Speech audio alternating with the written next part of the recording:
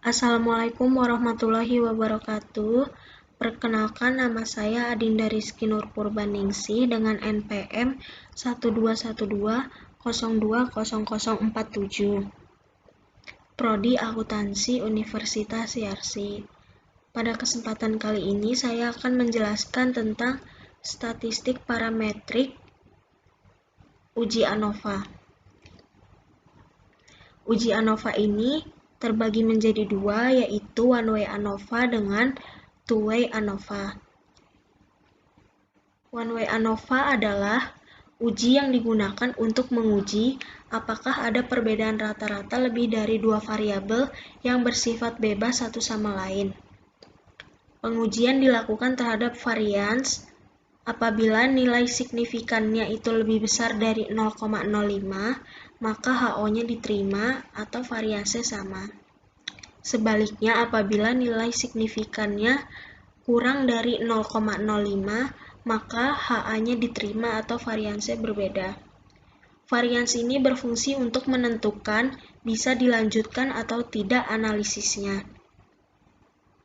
Catatannya, jika hasil varians beda, hal ini tidak terlalu fatal untuk ANOVA sepanjang grupnya memiliki jumlah sampel yang sama. Di sini ada contoh kasus one-way ANOVA. Mahasiswa FK Yarsi angkatan 2018 ingin melakukan pengujian efek dari 3 macam merek obat penurun tekanan darah terhadap 3 kelompok pasien. Sebuah penelitian dilakukan dengan mengambil sampel pasien yang dikelompokkan menjadi 3 sesuai dengan merek obat yang diminum, yaitu obat merek X, kelompok pasien 1, obat merek Y, kelompok pasien 2, lalu obat merek Z, kelompok pasien 3. Keterangan, sebuah penelitian dilakukan dengan mengambil sampel pasien yang dikelompokkan menjadi 3 sesuai dengan merek obat yang diminum yang merupakan 2 variabel yang bersifat bebas satu sama lain. Kita tentukan dulu hipotesisnya. HO sama dengan rata-rata tekanan darah orang yang minum obat X, obat Y, dan obat Z adalah sama. HA adalah rata-rata tekanan darah orang yang minum obat X, obat Y, dan obat Z adalah berbeda. Di sini ada datanya. Variabel value-nya, kelompok pasien 1 itu pasien peminum obat merek X. Lalu kelompok pasien 2, pasien peminum obat merek Y. Lalu yang kelompok pasien 3 itu pasien peminum obat merek Z.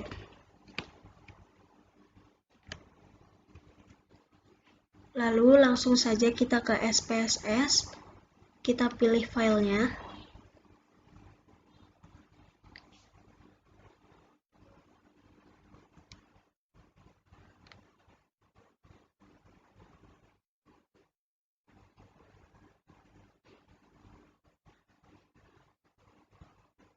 Open. Lalu kita klik OK. Pertama kita hilangkan dulu variabelnya. Desimalnya.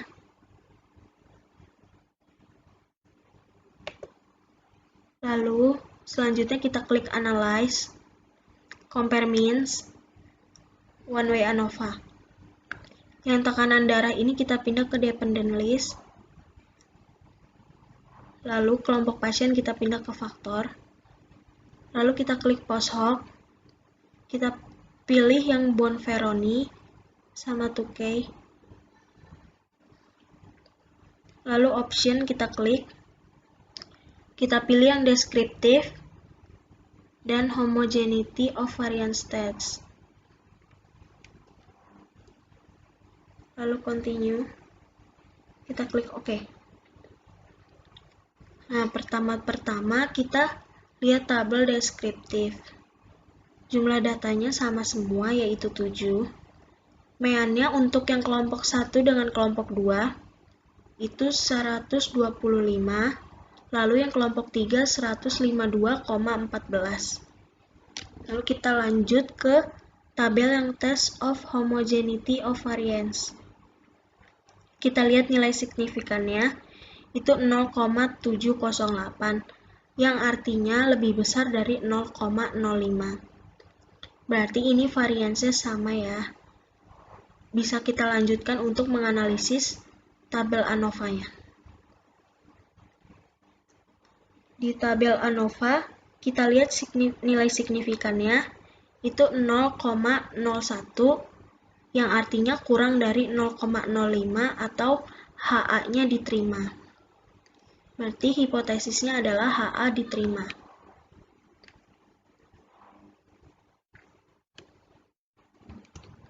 HA diterima itu berarti rata-rata tekanan darah orang yang minum obat X, obat Y, dan obat Z adalah berbeda.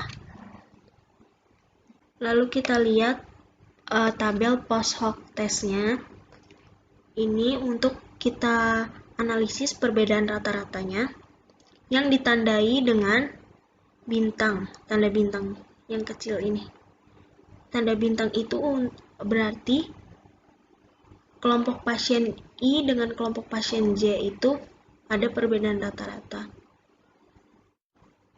Kalau untuk kelompok pasien 1 dengan kelompok pasien 2 itu tidak ada perbedaan rata-rata, tetapi untuk kelompok pasien 1 dengan kelompok pasien 3 ada perbedaan rata-rata minus 27,143.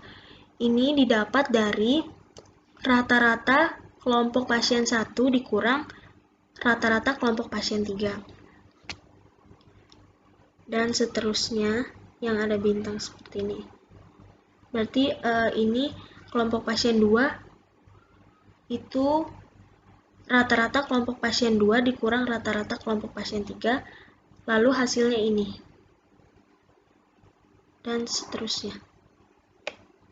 Lalu di tabel homogeneous subset itu kita lihat kelompok pasien 1 dengan 2 ada di grup 1 karena rata-rata mereka sama.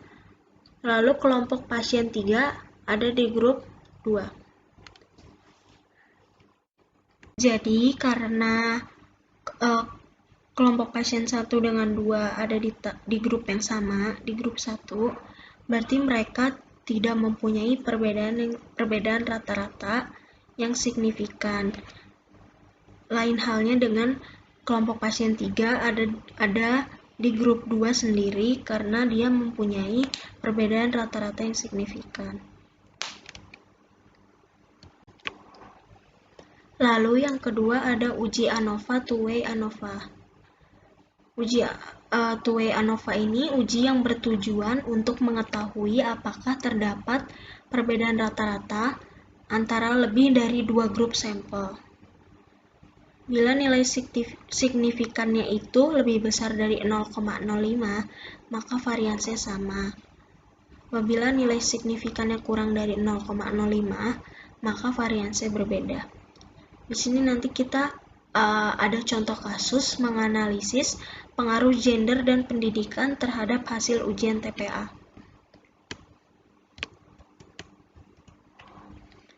Kita langsung aja masukin datanya.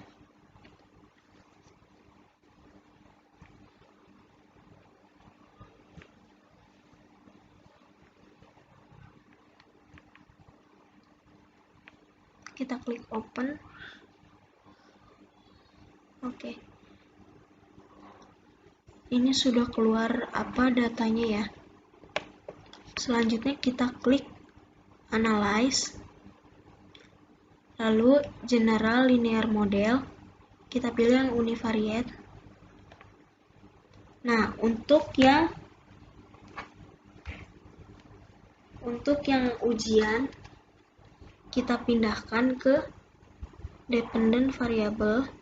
Lalu yang gender kita pindahkan ke fixed factor. Pendidikan juga kita pindahkan ke fixed factor. Lalu kita klik plots. Yang gender kita taruh di horizontal axis. Lalu yang pendidikan kita taruh di separate lines. Lalu kita add. Kita klik continue. Selanjutnya post hoc. Yang pendidikan kita pindahkan ke post-hoc test for. Lalu kita checklist dulu yang 2K. Lalu kita klik continue. Lalu selanjutnya kita klik option.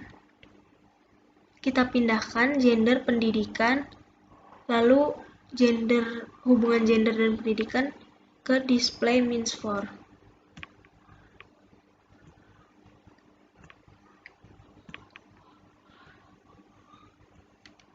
Lalu kita klik descriptive statistic dan homogeneity test. Kita klik continue. Kita klik OK. Di sini keluar ya, kalau untuk gender yang laki-laki jumlah datanya ada 18 orang.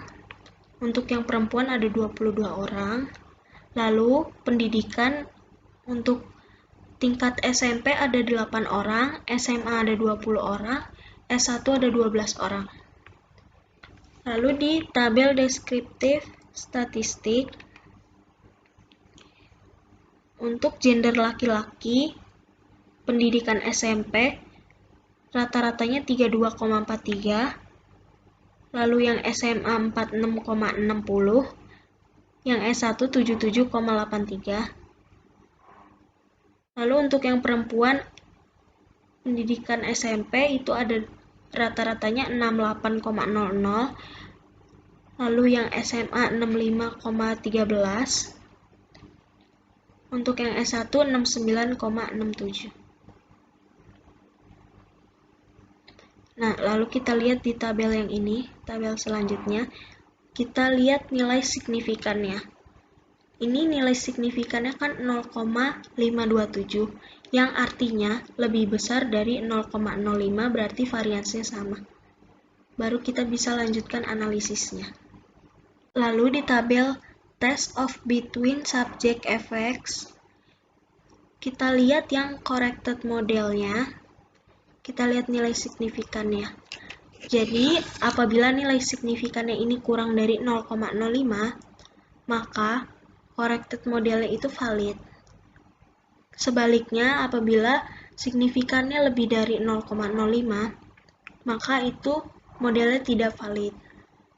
Ini kan nilai signifikannya 0,000, yang artinya kurang dari 0,05.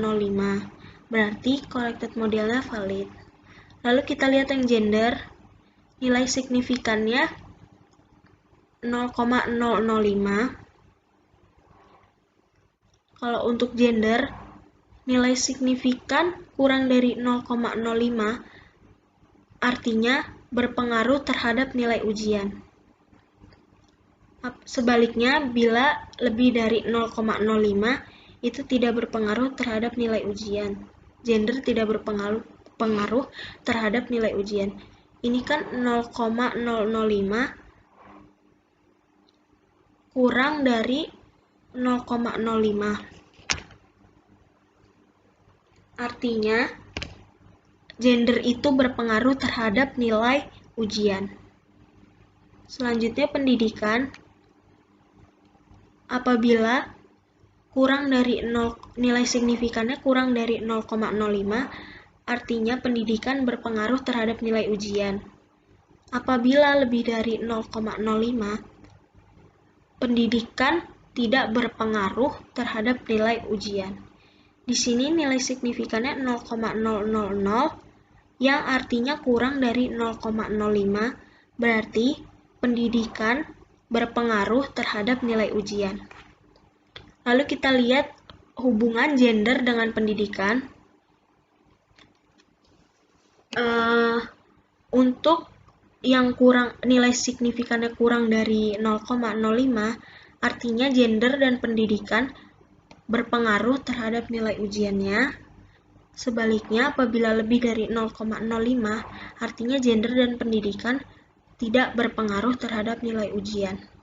Di sini kita lihat nilai signifikan hubungan gender dengan pendidikan itu 0,003, Artinya ini kurang dari 0,05, yang berarti hubungan gender dan pendidikan itu berpengaruh terhadap nilai ujian. Selanjutnya, kita lihat tabel post hoc testnya. Apakah ada perbedaan rata-rata antara pendidikan yang satu dengan pendidikan yang lainnya? Di sini ada tanda bintang semua ya, yang artinya di sini semua ada perbedaan rata-rata. Contohnya pendidikan SMP dengan SMA ada perbedaan rata-rata minus 23,63. Itu didapat dari rata-rata pendidikan SMP dikurang dengan rata-rata pendidikan SMA. Lalu yang SMP dengan S1 ada perbedaan rata-rata minus 36,88. Lalu yang SMA dengan SMP ada perbedaan rata-rata 23,63. SMA dengan S1 perbedaan rata-ratanya minus 13,25. Lalu S1 dengan SMP perbedaan rata-ratanya 36,88. S1 dengan SMA perbedaan rata-ratanya 13,25. Selanjutnya kita lihat di tabel homogeneous subsetnya. Di sini pendidikan SMP, pendidikan SMA, dan pendidikan S1 berada di grup yang berbeda. SMP itu ada di grup 1, SMA ada di grup 2, S1 ada di grup 3. Perbedaan grup ini menandakan berarti mereka ada perbedaan rata-rata. Apabila mereka ada di grup yang sama, artinya mereka tidak ada perbedaan rata-rata. Sekian penjelasan dari saya, kurang lebihnya mohon maaf. Wassalamualaikum warahmatullahi wabarakatuh.